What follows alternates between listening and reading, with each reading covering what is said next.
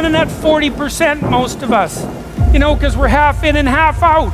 And it's not surprising, because life is difficult. It's like, well, what if you were 90% in, or 95% in, or all in? Because you're all in anyways, right?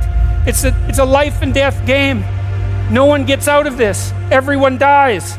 You might as well commit yourself.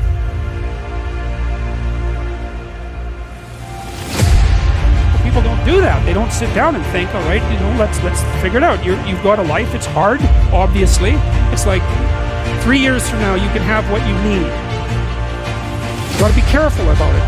You can't have everything. You can have what would be good for you, but you have to figure out what it is, and then you have to aim at it. Well, my experience with people has been is, if they figure out what it is that would be good for them, and then they aim at it, then they get it. And it's strange because they don't it's a strange thing. It's not quite that simple because, you may formulate an idea about what would be good for you, and then you take 10 steps towards that, and you find out that your formulation was a bit off, and so you have to reformulate your goal. So you're kind of going like this as you move towards the goal. But a huge part of the reason that people fail is because they don't ever set up the criteria for success. And so, since success is a very narrow line and very unlikely, the probability that you're going to stumble on it randomly is 0. And so there's a proposition here, and the proposition is, if you actually want something, you can have it. Now the question then would be, well, what do you mean by actually want? And the answer is that you reorient your life in every possible way to make the probability that that will occur as certain as possible. And that's a sacrificial idea, right? It's like, you don't get everything, obviously. But maybe you can have what you need. And maybe all you have to do to get it is ask. But asking isn't a whim or today's wish.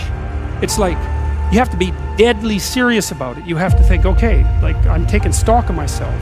And if I was going to live properly in the world, and I was going to set myself up such that being would justify itself in my estimation, and I don't mean as a harsh judge, exactly what is it that I would aim at?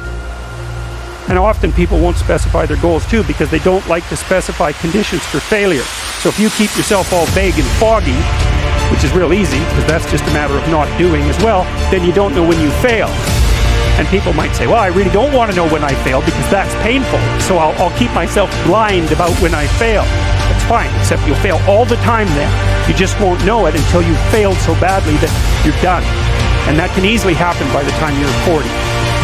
So I would recommend that you don't let that happen. So that's willful blindness, right? You could have known, but you chose not to. Okay, so once you get your goal structure set up, you think, okay, if I could have this life, looks like that might be worth living, despite the fact that it's going to be, anxiety-provoking and threatening, and there's going to be some suffering and loss involved in all of that. Obviously, the goal is to have a vision for your life such that, all things considered, that justifies your effort.